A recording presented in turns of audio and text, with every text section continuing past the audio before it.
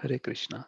So we dedicate our this session to His Divine Grace, Abhay Charan Arvind Bhaktivedanta Swami Prabhupada, who is founder Acharya of ISKCON. And we'll also seek blessings from our initiating and the instructing spiritual masters, His Holiness Gopal Krishna Maharaj and His Holiness Radhanath Swami Maharaj, respectively. So we are on our journey of self-realization, trying to understand and study Bhagavad Gita. We are on chapter 2, which is named as Contents of Gita Summarized. And it is named so because we see that all the different uh, type of philosophies are discussed in this chapter, which basically, we will come across through the course of our study of entire Bhagavad Gita.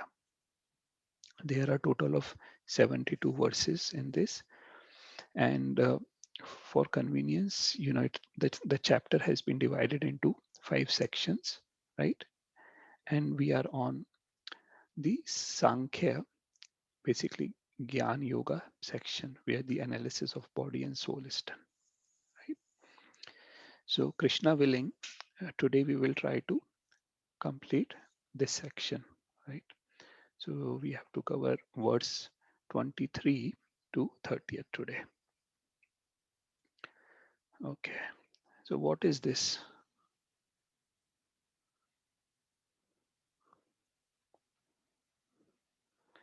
Can anyone share?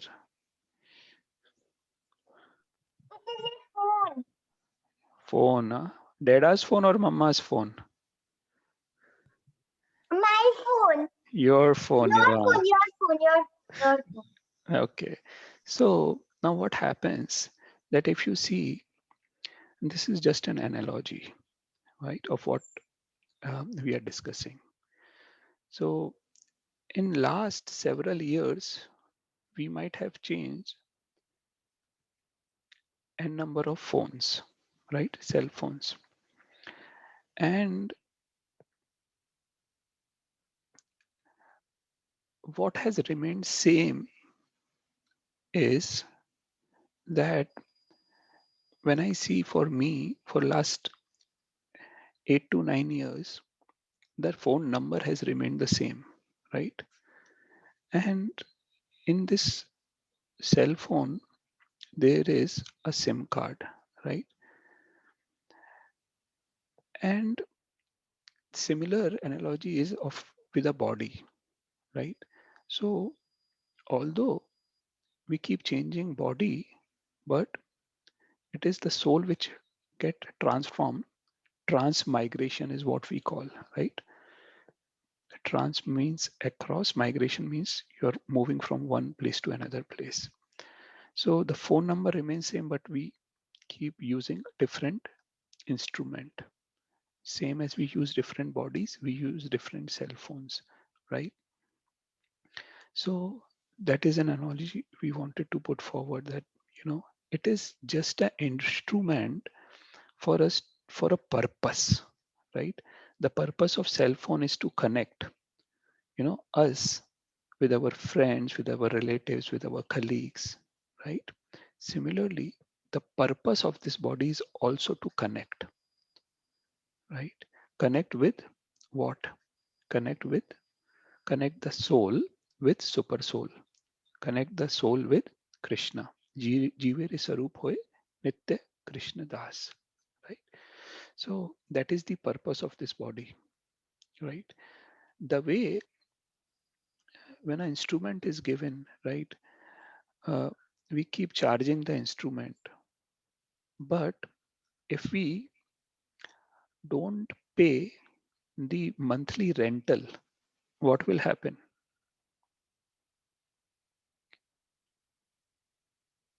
Although we may have the instrument, we may take care of the instrument with a good cover, we keep charging it and all, we will not be able to utilize it fully for the purpose it is meant for. Right? You can still use it for some purpose, but not the purpose it is primarily meant for. Similarly, we can take care of this body and it will serve some purpose.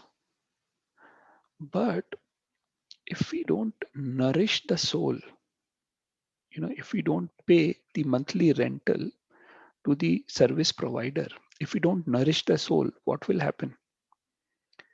It is just a superficial use of this body. We are not utilizing it for the purpose it is meant for, right? Now, there is a story of a princess, who had a singing parrot. And the singing parrot was very dear to the prince. And if we have something which we love, which we like, what do? We try to, give it, or, him or her, the best of things. And so did the princess do. She basically put this singing parrot in a glittering golden cage.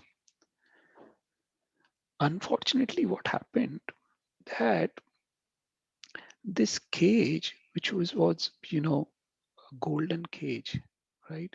She ended up taking so much care of that cage because it became its princess pride and glory. You know, she became more attached to the cage, showing it to her friends and whosoever came, that she somehow neglected the parrot. She used to, make sure that the cage is shining, it is taken care of, but she ignored the basic necessities of the parrot to the extent she ignored to feed the parrot. And then what happened? Day after day, you know, the voice of the parrot became weaker and weaker. But unfortunately, the princess kept ignoring that. And finally, what has to happen was that the parrot died. But this insane princess, what did she do? She blamed God that he didn't help, even though she used to polish the cage day and night. She used to make sure that the cage is shining and everything is taken care of. Unfortunately, she didn't realize that just by taking care of the cage, the parrot is not going to get its nourishment. So, what is the moral? The moral is we are wrong in thinking that it's only the body which needs care and nourishment. The soul needs must not be neglected, right? And what is the soul's need? How will soul gets its nourishment? By spiritual service, bhakti, Yes, devotional service. yes. And the, in Srimad Bhagavatam, Prahlad Maharaj has highlighted that there are primarily 9 things which a devotee does as part of practicing devotional service.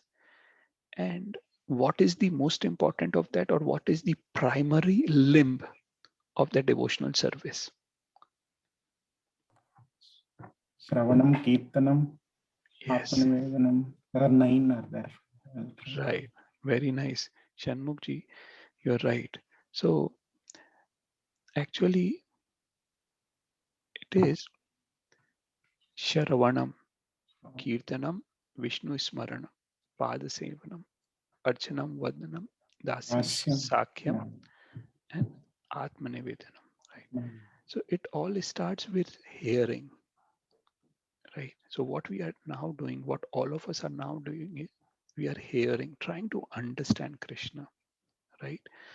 And the most important thing is to then start singing Krishna's name, chanting Krishna's name. If first we hear, then we chant, right? And after hearing and chanting, what happens is Shravan Kirtanam happen. Thereafter happens smarana. When we will hear, we will try to remember, then we will try to speak the same thing what we have heard, right? And subsequently happens remembrance, right? And thereafter starts practical services. So it is very important, that we start chanting Krishna's name. We start, you know, following the regulative principles of spiritual life, following different limbs of spirituality, right? So with these two analogies and examples, I just wanted to put forward, the relationship of the body with the soul, right? Most of the time we end up taking care of this body. Like if, for example, if we ask you what percent of daily routine you are spending to take care of the body, and what percent are you spending in taking care of your soul. So can you please share, each of you, if I ask, first you can tell me what percentage, like it is 90 or 10%, it is 99 or 1%, first for your body and then your soul. So can each one of you share as of today, like what is the, proportion?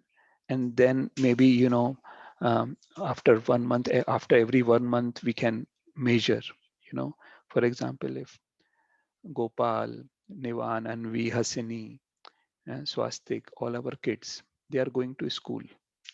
Now, this year, they are in one class. Now, after 2 years, if I ask, which class you? And he or she says that I am in the same class, there is no progress. Even in the same class, if they keep on reading or studying the same chapter, there is no progress, right? We are so much conscious of there should be progress, right? Similarly, in spiritual life also there should be progress. So we have to be mindful of this thing, that if today 99% of our time of the 24 hours we are spending in taking care of this cage, this body, and just 1% in nourishing the parrot, the soul, then gradually we should be mindful of the fact that we are just involved in superficial taking care of the body, and we should gradually try to increase, you know uh, that is, and that should be our aim. So is there anyone who would like to share as of today what is the status? 2 hours out of 24 hours. What did you say, Shanmugji? I'm Two, sorry. two, two, Hours. 2 hours out Right. of 24 hours. Right. So it's like little less than 10%, right? Yeah. But yeah, which is not bad, to start with, I would say, right? 2 hours is good. Anyone else would like to share? Maybe 1.5 hours of 24 hours. Very good. This is also not bad. Yeah, you know, I know many of you who are attending this have started chanting. Now you have started studying Bhagavad Gita, and other things. So, that is what we should do, right? Uh, so we should gradually try to increase this. And, you know, our aim should be 24/7. We should take care of the spiritual things. And it is not that we are going to ignore the cage of the body, right? Nourishing the soul does not mean neglecting the body, right? So it is very important for all of us to become more and more sincere and serious and to see the progression, right? That is very important. Okay. So this is just a revision, a quick revision of what we have already done. Like, don't lament unnecessarily. Krishna starts, by almost chastising Arjuna while you're speaking learned words, you're, mourning of something not worthy. And then all individuals exist eternally. Dehi asmin yatha dehi, right? And then change of body. Sorry, this 2.12 was um, Natveva. Natvam, Natveneme Jatunasham, right? That we are all eternal. And then 2.13 is Dehino Asmin Yatha Dehe. Change is natural. What today we sang, all of us, right? That verse. 2.14 is you should tolerate the changes. Matra spashastu kaunteya, right? And then if you are able to tolerate, then you will be eligible for liberation, right? So basically, Krishna is highlighting that as long as you have an instrument who is serving the purpose, that is more important than the change of the instrument, right? As long as you have a cage, that's fine because that is the main purpose, right? And then last time we also saw this Tattvadarshi, right? They see that of the material body there is no endurance and the soul is eternal, right? And then the soul is indestructible, and how the soul pervades the body through consciousness, right? And then comparison between the two. 219 was soul never kills anyone or can either be killed, right? And then soul never dies, right? Soul has neither birth nor death.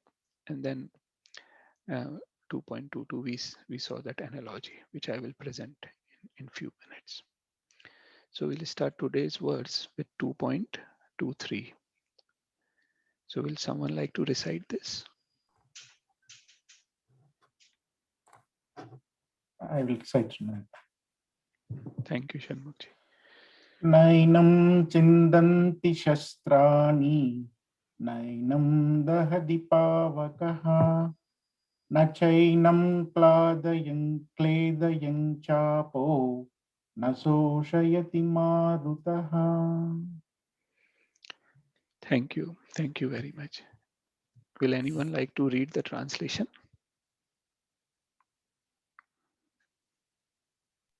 I'll do it, Sumit. Thank you. The soul can never be cut to pieces by any weapon, nor burnt by fire, nor moistened by water, nor withered by the wind. Thank you. Thank you. So uh, here the qualities of eternal soul are described. Nenam chindanti shastrani. That the soul can never be cut into pieces by any weapon. And then thereafter, Krishna is describing different kinds of weapons, like Nenam Dahati Pavakaha, right? Uh, Pavaka is, what is Pavaka? It is fire, fire, right? It can be burnt by fire.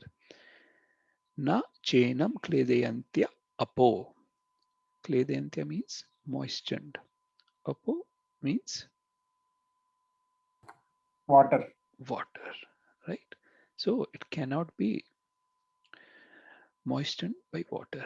Na shoshayati marutaha. Now, we have seen in India, there are many, the Suzuki cars, what we call as Maruti. Does anyone know what is the meaning of Maruti? Maruti. Hanuman. Wind. Hanuman, Yes, Pavan Power. Kumar. yes, Hanuman, right? And why Hanumanji is called Maruta? Because he's son of Vayu, Maruti, right? Maruta. So here Maruta means that the soul can never be withered by wind, right? So here Krishna is describing some characteristics that whatever weapons a person has, it may cause mass destruction, right? Uh, Even in today's time, so-called, we have weapons of mass destruction, whereby if the country, uh, will shoot that weapons of mass destruction, the entire island may disappear from the map of Earth. They are so powerful. So currently, what we see as of today, all of the weapons what different countries use, they are under the category of fire weapons. But in the Vedic times, there were not only fire weapons, but there were also weapons with the help of air and with the help of water also, right? Arjuna, Ashwadhama, Karna, Bhishma, Drona, you know, they had that skills with which they can use all these weapons. And because they had learned, right, in Gurukula, in their respective Gurukula, they have been taught by their respective gurus, right? And this is not, something which is mythology, right? Because everything in this universe is managed by a demigod, right? There is a Devi and a Devta demigod for each and everything, right? Someone may question that, is it true? For example, again, the example of a cell phone, right? Many of you are engineers, and many of you may be working, or your brain must be behind what we are using, cell phones or laptops or other technological things, right? And there are thousands and thousands of people like yourselves who are behind these laptops, these cell phones, right? And we know that this cell phone, when it comes to the structure and functioning of a cell phone, it is nothing, or what I can say is it is insignificant in comparison to the cell of a body, right? So it is insignificant in terms of its structure, its functioning, the whole the complicated structure and the the complicated functioning of a cell is it's is unimaginable, Uh, so will there be no brain behind our cell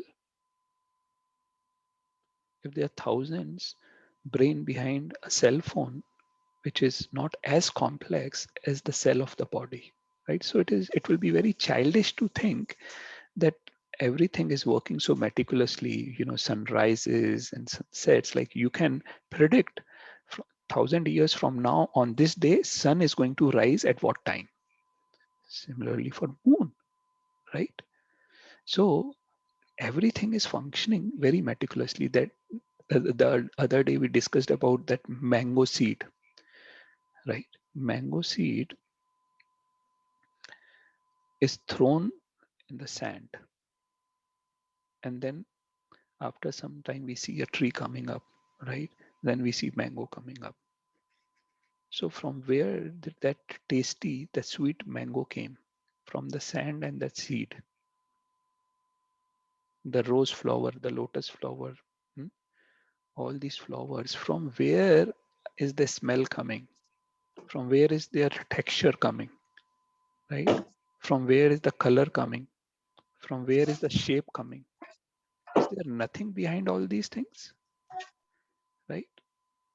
I hope you all agree that it will be very childish to think that. Similarly, all these people, they had different weapons because they were blessed, right? They did austerities, they did practice to get blessings from these demigods, and they had that art that they can use it, you know. So Krishna is saying, regardless of what weapon you have, the soul cannot be killed. And Prabhupada highlights in the purports that the soul can never be split. It is eternally the separated part and parcel of Krishna. It cannot be split into two. What it is, it will remain as it is. Na jahayate mriyate va kadachit. I am bhutva bhavita va na bhuya. It will remain the same, right? It it cannot be changed constitutionally, right? It is not that you can produce souls. No, right? They're eternally separated part and parcels, right, of Krishna. So it is very important for us to understand that concept, right? Thereafter, in verse 24 and 25, Krishna further describes the characteristics of eternal soul. Will someone like to read these verses? Like this is verse 24 and this is verse 25.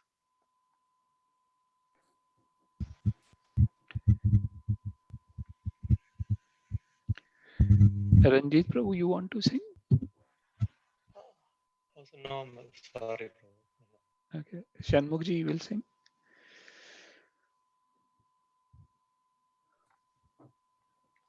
Can you display the verse, Sumitji? The English one is here, Yeah. right? Okay. Achedyo yamadakyo yamakledyo so asya evacha nitya sarvagatasthānur achaloyam sanatana avyakto yama achintyo yama avikaryo yama uchyate tasmat evam vidvainam nanusochitumarhasi. English. Okay. Yeah, This is yeah. the This is one complete verse. Two verses. two verses. Yeah. So I'm sorry, like I didn't put forward the Sanskrit thing here, so it is difficult. Chaloyam sanatanaha ends the first. Right. Right. Mhm. Yes. Okay. Yes. Yeah. Then second it starts from avyakta. Yeah. So here, we have put forward. Someone will like to read these English characteristics, which we have written in English. Prashad Yeah, ji, I can please. do it. Yeah. Yeah. The eternal soul is unbreakable and cannot be burnt, is insoluble and cannot be dried, is everlasting, exists everywhere and unchangeable, is immovable and eternally the same, is imperceptible and inconceivable, is immutable or without changes, knowing it to be thus. Yeah. You should not grieve for the body. Oh, Nanu sorry. shoshitam arhasi. Okay, Many a sorry. time. No, it's all right. So many a times Krishna is going to use the same thing. Nanu shoshitam arhasi. That there is nothing for you to grieve, right? To Arjuna is saying. So we have highlighted few characteristics here in blue, right? So Nitya Sarvgatha Sthanur. Sarvgatha means it exists everywhere. Now, this has been specifically highlighted because Prabhupada in his purports saying that this Krishna here by is highlighting the fact that soul exists everywhere. It is there on land, it is there on water, it is there in air, it is there in fire. Today's scientists or researchers, right, they say that when they go to moon, so-called, right, they go to different planets and they say though there is no life there, right? They say there is no life in fire, right? But then we know Vivaswan is sun god, right? And Krishna is also highlighting this fact. There are entities actually everywhere. For example, in this corona, people have not gone out, like people are not using some fields, and you will see the fields on which the grass would never grow, now the grass is coming out, right? Because the consciousness there is there, but it is not coming out because of the circumstances. But if you give the suitable environment, things will sprout, right? So Krishna hereby says that it is Sarvagatha. The soul is present everywhere. It may be the fact that it is available or present in different type of body. For example, when we sleep, we may wear different cloth. When we are going outside to play, We may wear different cloth. When we are going to office, it can be a different dress, right? So for different situation, if we are going, to the poles, then we have to wear very warm clothes, right? In north of India, in Vrindavan, sometimes it is so hot, sometimes it's very cold. So you wear clothes accordingly. Similarly, depending on the place, the soul takes on the body to meet the requirement, right? Now we primarily thrive on oxygen, while trees primarily thrive on carbon dioxide and they give oxygen, right? And we interchange. Similarly, the body is constituted differently to meet the different situation, environmental needs. Similarly, Prabhupada highlights there is life on moon. You may not be able to see, but there is life. They may have different kind of body, right? Similarly, on sun planet also there is life, right? So that is what is highlighted with when Krishna is saying Sarvagatha. Achalo ayam. When Krishna says that it is achalo, immovable, right? Now this is sometimes little confusing, right? So our fickle mind is chanchala, right? While the soul is achala. Now, even if you see in 14th chapter of Bhagavad Gita in verse number 18, Krishna does say that in different circumstances, urdhvavam gachanti sattvastha madhye tistanti rajasa jaganya gunavrittistha adho gachanti tamasa. So, in different modes, the soul in Rajas Gun, it can go up to higher planets. Rajogun, it remains the same like Earth. And in Tamogun, it can go to hellish planets, right? The soul is moving, right? Now, how do we understand, right? It is basically the fickle mind which makes the immovable soul move all over the universe, right? It is the mind which makes the soul, right? As we saw from verse 14.18, in mode of goodness, it may go up to higher planets. Mode of passion, it remains the same, while mode of ignorance goes down. And what is the role of this mind? What is basically mind? How does the mind play? Arjuna highlights the characteristic of mind in this verse. Chanchalam himana Krishna pramadi balabhadridam tasyaham nigraham manne vayuriva sudushkaram. The mind is restless, turbulent, obstinate, and very strong. O Krishna, and to subdue it, I think, is more difficult than controlling the wind. So Arjuna says that I can control mind, but I can control wind, but I cannot control mind. Mind is fickle, right?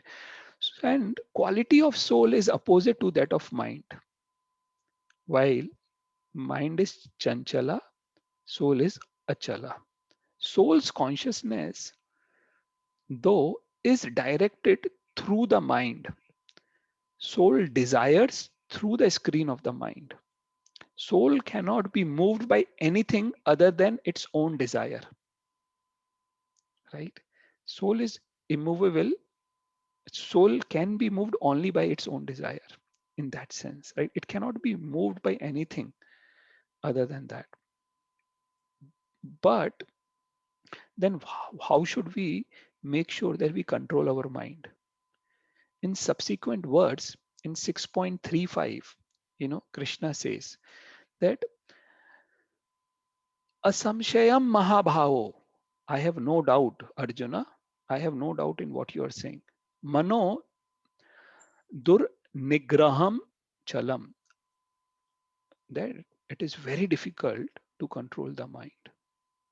But abhyasena tu kaunteya. Abhyas means practice. By suitable practice, you can control the mind. Vairagyena cha grayate. That by practice, by suitable practice, and by detachment, you can control this mind.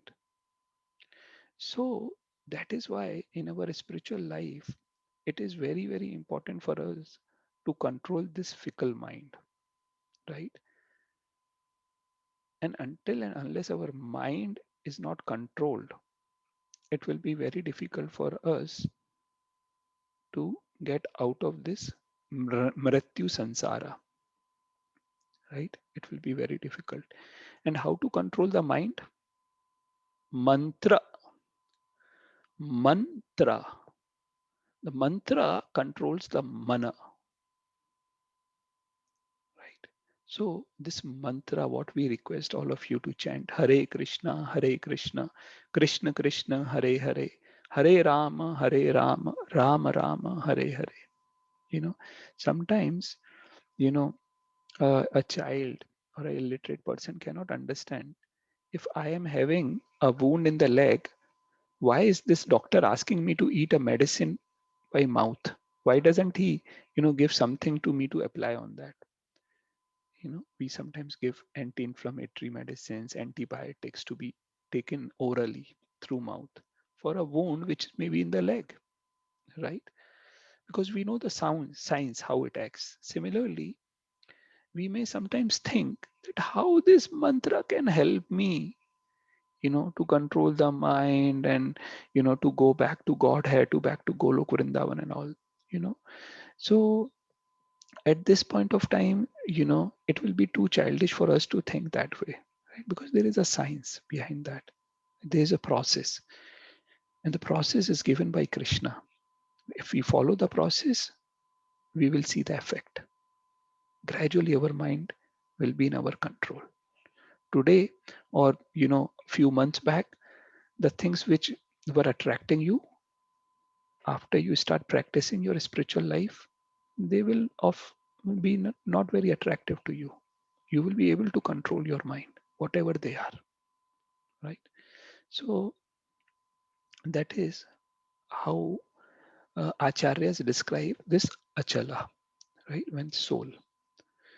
Then there is one more word which we highlighted there, was what was there? Avyayam, right?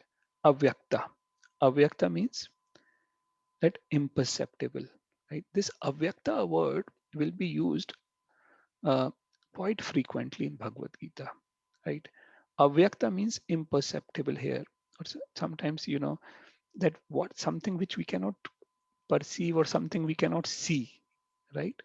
So avyakta yam is also described in 8th chapter, is mentioned in 8th chapter to describe Krishna's abode. It is avyakta. Avyakta, unmanifested, which cannot be seen, right? Soul is there, the size is there, it is very small. You cannot see. Similarly, Krishna's abode is also described as avyakta, right? Some unscrupulous commentators say, it is avyakta means, you know, it is not there. It is all impersonal. There's nothing. There's nothing like this. It is there. It is elaborately described. Tad dhama paramam maya, that abode, that highest abode, transcendental abode, right, is mine. So just to give you an example, uh, so that you have a context when we compare things and compare words, right? So uh, now let's revise a bit. So in 2.21, uh, Krishna highlighted that no one can kill the soul, right? It is unborn, indestructible, eternal. 2.22, Vashamshi Jirnani, right? Changing body is similar to changing clothes, right? You should be happy if you're getting new clothes. And the eternal soul characteristic of all these eternal, what we did just now, right? That it cannot be cut to pieces and it is unbreakable, insoluble, unchangeable, immovable, right? Soul has neither birth nor death, unborn, eternal, not killed. Okay? Now, Krishna put forwards an alternative viewpoint in 2.26. Someone will like to read this?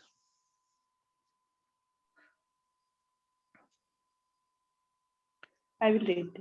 Yes, please. अथ चैनं नित्यजातं नित्यं वा मन्यसे मृतं तदापि त्वं महाबाहो नैवं शोचितुमर्हसि. Right. Yeah, you can read the translation. Anyone else want to read the translation?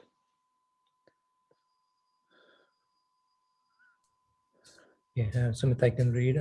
Yes, please, Ishwar. If, however, you think that the soul or the symptoms of life will always be born and die forever, you still have no reason to lament, O mighty armed. Right. So far, Krishna presented his personal and scriptural conclusions. But here in 2.26, he is putting forward an alternative viewpoint according to the material vision, right? Those who basically reject the existence of soul, right? So he's putting that if even if you think that the soul will always be born and die, you still have no reason to lament, right? If it is, if you think it will die, then it will, you know, uh, it will take birth, right? And if it has to die, it will die. Who can stop it, right? So he's putting an alternative viewpoint. Okay, not that Krishna is saying that soul is dying, right? And then again, he highlights the fact in 2.27 to reiterate his viewpoint. Someone will like to read this? I will read. Yeah, please. Hare Krishna.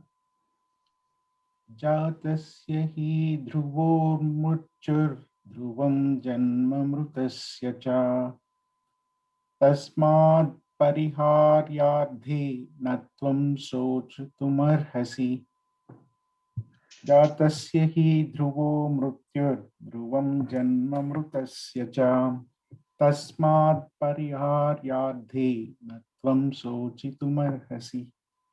Thank you very much. Thank you, Shanmukji. Someone will like to read the translation given below? Yeah, one who has taken his birth is sure to die, and after death, one is sure to take birth again. Therefore, in the unavoidable discharge of your duty, you should not lament. Right. So Krishna is highlighting that tasmad ariharre arthe, that in the unavoidable discharge of your duty, you should not lament. The battle of Kurukshetra, what is it? It's being the will of Krishna, right? And it is an inevitable event. And to fight for right cause is duty of a Kshatriya, right? If a doctor runs away from a surgery, he says, no, no, no, no, no, I cannot do the surgery. Then what will happen? Will anyone respect him? Will people not say that he's running away from his responsibility? The doctor can also be punished by government, right? So that is what Krishna is trying to explain him. That for the dharma, to establish the dharma, you are getting this opportunity. Why you want to run away from your responsibility, right?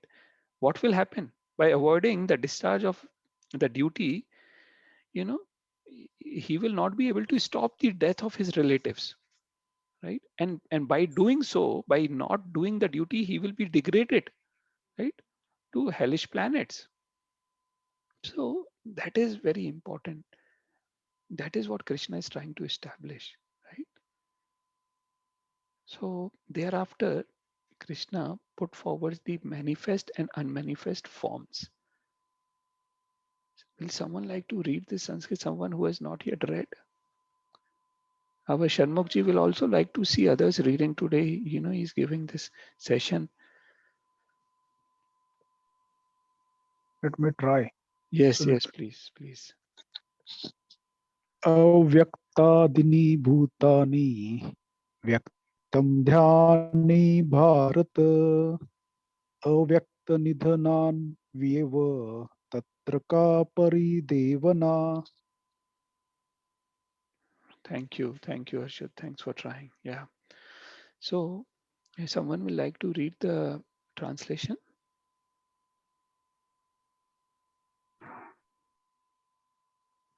Okay, I can read. Yeah. All created beings are unmanifested in their beginning, manifest in their interim state, and unmanifest again when annihilated. So what need is therefore lamentation? Right. Now, to explain this verse, Srila Prabhupada has put forward two different type of reasoning in the purports. Right. He he takes an example of an uh, atheist, right? And he says that if a person thinks that there's nothing like soul, so even then, you know, the material body was unmanifest, right? It manifested and then it again will get unmanifested, right? That is, so the constituent elements of the material body, same as a building, right? The elements, the ingredients were always there. They were there when the building was there, and if a building is destroyed, they will still be there. Like, and Prabhupada highlights what Harshad once shared with us, that uh, preservation of energy, right? So that thing has been presented here, right? So temporarily, if something is manifested, why should we lament if it has to ultimately unmanifest, right? So why you are lamenting? The elements are not never going to be destroyed, right? Is what Prabhupada puts. And then he puts that for people who believe in the Vedic conclusion, as they are stated in Bhagavad Gita, then Krishna is again and again reiterating that this material body is perishable. Antvant ime deha. And the soul is eternal. Nitya shokta sharirena. Right? So, right? So then we must remember always that the body is like a dress. Therefore, why to lament the changing of a dress? Right? So that is what Krishna is trying to, express. Basically, the soul is always going to exist. Temporarily, the body, the soul takes up a body, right? But then when the soul leaves the body, it will take another body. It will then take another body, a new body. What we have to do rather is that we have to make sure that we get transcendental body. We go back home to Golok Vrindavan rather than even getting a human body. What is good in getting a human body? Degrading ourselves to hellish planets or to animal kingdom, you know, I think so. None of us here is interested to talk about that, right? What we are interested in, how we can get a transcendental body, a spiritual body, right? Which is good for us to reciprocate with Krishna in his spiritual planet, Golok Vrindavan, right? That is our aim. That should be our focus. Thereafter, Lavanya ji, you have questioned?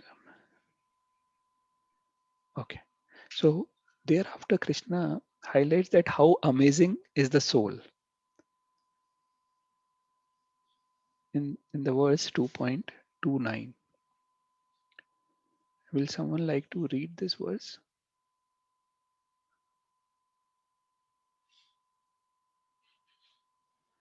Anyone who has not yet read, you can just try.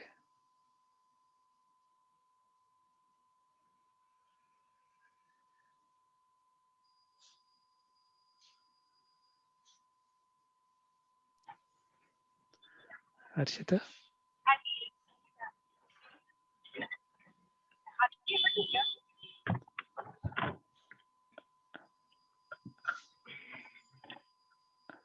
Hello, are you able to hear me? Yes, yes, Arshita. It is little feeble, but yeah, please go ahead. We can. आश्चर्यवत् पश्यति कश्चित् आश्चर्यवत् वदति तथैव जन्यः आश्चर्यवत् चैनम् अन्यः श्रुणोति ब्रुवति इनं वेद न चैव कश्चित्. Thank you, Harshita. Harshita has read the words similar to what I used to read. Like I used to read the poetry as a prose, right? But gradually, Shanmukji is putting all efforts to help us, right? So I'm really thankful to Shanmukji. So basically, Krishna is using the word Ashcharyavat, right? How amazing is the soul, right? And some see the soul as an amazing, some describe the soul as amazing, some hear of the soul as amazing, right? When they hear about soul, they are like, wow, what is this, right? Others, even after hearing, cannot know it, unfortunately, right? So, though the soul is atomic, it exists and spreads throughout the bodies of gigantic, like many big, like animals or many big trees. If you see, the soul is there, and soul is also there, even a small ant, these small microbes, bacterias, right? Yet it is untouched by bodily changes. You cannot touch, right? With many such contradictory qualities, the soul is truly astonishing. It's amazing, right?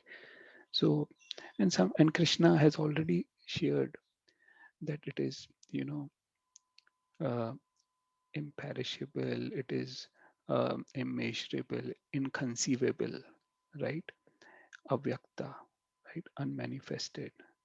Right? And even that small spark which moves the bacteria also moves big animals, right? An elephant, for example, big trees. So it is it is undoubtedly amazing.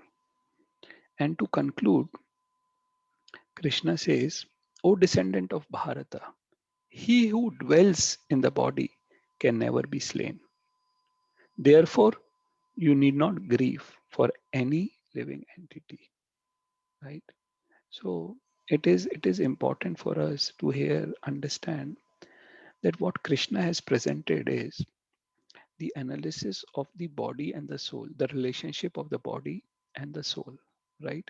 And in this, basically, Krishna is sort of annihilating the doubt Arjuna had due to his compassion for his family members.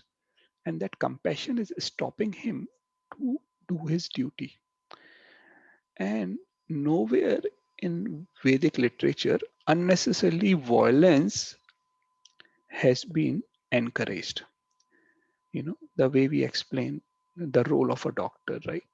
The role of a military man, the role of a judge or a policeman. Similarly, a Kshatriya cannot walk away from his responsibility when he has to fight to establish the dharma, right?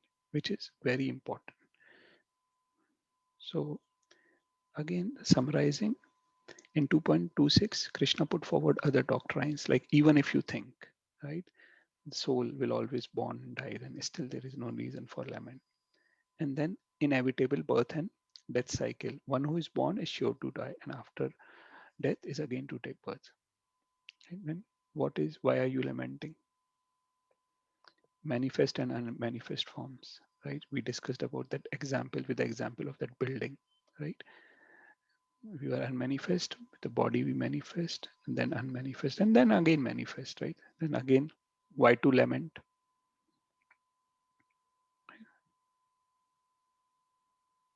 Na tvam shochati arhasi.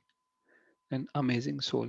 That soul is astonishing. Like the characteristics are of soul is really amazing, right? And then Krishna concludes, right, that the soul can never be killed. Therefore, you need not lament for any living being. Okay? So, what we learn from this section is the body is destructible, right? It is perishable. It will come to an end regardless. And we change it just like we change clothes, right? We throw away old clothes. So Drona and Bhishma, they are old now. Anyway, they are going to die, right? And now while they are stopping you to establish dharma, so why you are running away from your responsibility? Right? And also, it is just like a vehicle body, and it will help you, right? That is the purpose of the body. So with that, we conclude today's session. So I just want to check if anyone has any question. Sumitji, Yeah. one question Mm. for, unrealized souls like us. You are not unrealized, Shanmukji. No. There is no full realization. That is what I'm saying. So we are just in the path of that. So the question is, so the body is the element with which we interact with the external world, and we have to utilize this body in order to make sure our realization is complete about the soul and the supreme soul. Right. So the soul is like a deity within temple. Mm. So we have to take care of the body, and while balancing, we have to balance, the feed between our body and because we should not ignore the body. That's what I'm saying. Because this is, if we don't have the body, we don't have a way to utilize this body to get the self-realization. So how do you put it? How do you, what analogy I know these all, it is given a part of Gita, but I'm just saying, it is so told mostly that body is destructible, soul is eternal, but we should not ignore the body, because that's the main element which we are leveraging to gain all this realization. Perfect. Yes. See, why again and again in our scriptures it is highlighted that don't ignore the soul. Why isn't it highlighted? Don't ignore the body. I think we take extreme care, excessive care of the body. You got the answer.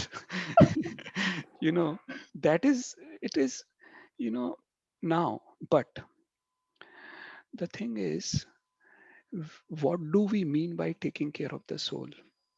When, yes, we have to pay the bills of the service provider of the phone, right? But that does not mean that you don't charge the phone, right? So now I will explain you with just one thing and you will understand. Not you, everyone, right? So you may have seen or not seen, if heard that, you know, in our culture, Vedic culture, our bodies, when we die, our bodies are burnt, right? But what happens to the body of a sannyasi or self-realized soul? It is not burnt. You know why? Samadhi, they do Samadhi. Why? Because their body is transcendental. Even though they are living in the body, their body is transcendental. It is worshipped even after they leave the body. So they have utilized the body for a spiritual purpose, for enlightenment, for loving Krishna, for serving Krishna, right? So they are utilizing the body for the right purpose, like this car, for example, right? Now, if you just clean the car daily and someone goes in the car and just sits and maybe sleep there and enters from one door, goes out from the other door, or sits and listen to the music and does not move the car at all. If someone has spent 10 lakh, 20 lakh rupees to buy this car, and what we are doing with this car is going in the car and listening to the music, not moving it, not, what is the purpose of the car? Purpose is that it should take you from one place to another place, and you are just going there sitting and listening to the music. Isn't it childish? Isn't it foolish? We are not saying that you have to run the car, but you clean also. Clean, but don't end up just cleaning the car, Baba. That is what the point is. That is why it is again and again reiterated. And in Bhagavatam, it is said that we should take care of the body as much as it is helping you for self-realization. That is there in our scriptures. So yes, we should take care of the body as much as it is required to help you in self-realization. Okay. Does this answer your question, Shanmukji? Yes, yes. I mean, that's because it's not mentioned anywhere. I'm sure somewhere in the It later is. verses it will come. But Yes. I just wanted to understand in this context. Yes. In Bhagavatam it is. Yes. Right. And it is not mentioned as frequently because, these Vedas are not written by someone who is impractical. They know what we are doing or what we will be doing. So they are highlighting the same thing. So, yeah. Any other comment or question or suggestion, anything? Shanmukji, Deepesh, sorry, Sumitji, Deepesh here. Yeah. So we were discussing, I think it's a bit related to what Shanmukji also mentioned. See, as it says that soul is eternal, right? And souls are corrupted, or you may find different kind of people, and people are a reflection of their souls. So how and when do they realize, no, I am not right? Because I mean, if you look around, you have so many different types of people. I mean, you have people who are cruel, who are tyrants, or anything. So are these like corrupt souls who have not been realized, who don't understand, or are they on their path to something? Is it how it works, or just trying to understand?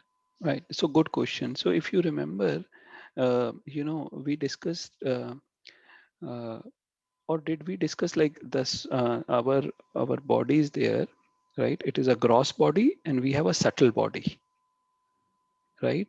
Yeah. The gross body is made up of 5 Panchmabhut: earth, water, fire, air, and ether. What we see, with our eyes, this external body, right? While there is a subtle body which is made up of what? Mind, intelligence, and ego, right? Right. This is a subtle covering on our soul. Now, what happens is when our soul, it would leave the gross body, but the subtle body goes along, right? Now, what happens when we are going in a next, Dipesh, you put a really good point. So when we have seen that a child is born, even our 2 children, for example, one may be very intelligent, very sharp, very calm headed, very cool headed. Other can be very aggressive, chanchala, right? Um, so why is that? Because, they are bringing from their past karma. So someone can be like that, someone can be like that, someone, we have seen our devotee children. Sometimes just they were 2 years and they are playing the musical instruments, mridanga and harmonium, as if like, you and I, if someone teaches us for 10 years, we cannot play the way they play, Right. right? So yes, they do carry, what we Harshad shared in our group, that boy, who knew so many things about how a aircraft, um, you know, is used. So these are examples. But now the question arises, these things we are getting, right? Now, for example, Dipesh ji, if you are getting as a salary, for example, let's assume 1 lakh rupees, right? So you are getting that 1 lakh rupee. Now, how you are utilizing that 1 lakh rupee is important, right? For what things you are, it is up to you. The salary you have got now, it is your independence to utilize. So you have got one kind of swabhava, what you say, right? But now it is up to us how to use it and channelize that and help ourselves to, you know, mold it towards spirituality. But if we continue to just react the way we have got swabhava, then again the same verse, uh, uh, ar nidra bhaya maithunicha samana etam pashubir naranam dharmi tesham adhiko vishesho dharmi nahina pashubir samana. Because animals, they react to their instinct. But human beings, they should know how to control. They should know how to channelize their energy, Okay. right?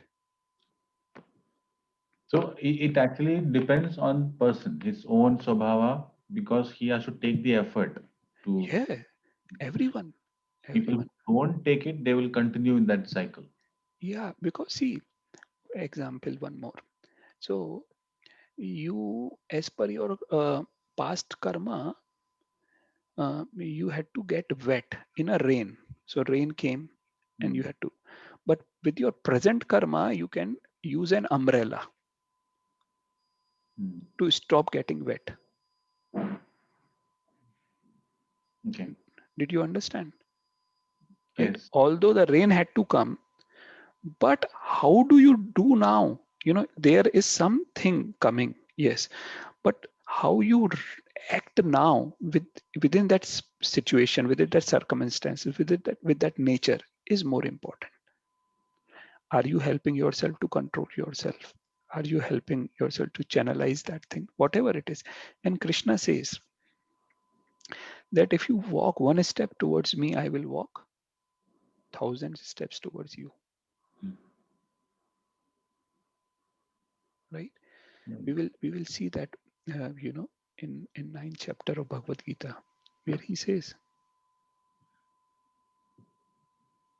that I will take care of what you lack, and I will provide what you don't have, and I'll take care of what you have. Ananyas chintayanto mam. Yes, ananyas chintayanto mam ye jana paryupasate tesham nitya bhuktanam yogashemam vaham aham.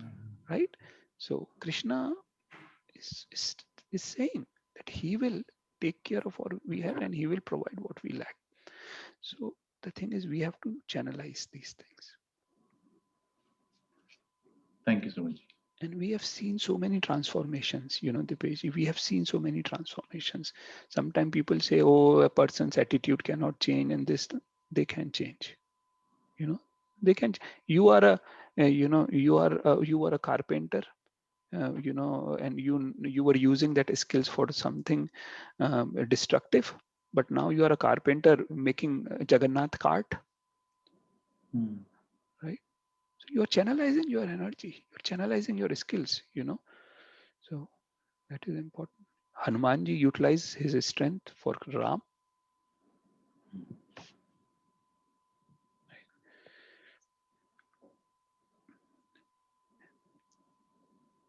Any other comment or question? I think so. We are over time now, so we'll try to end this. We'll just chant Hare Krishna Mahamad for 10 times, and then we'll end. Jai Shri Krishna Chaitanya Prabhu Nityananda Shri Advaita Gadadhar Shrivas Adi Gaur Bhakta Vrinda. Hare Krishna Krishna Krishna Hare Hare Hare Rama Rama Rama Hare Hare.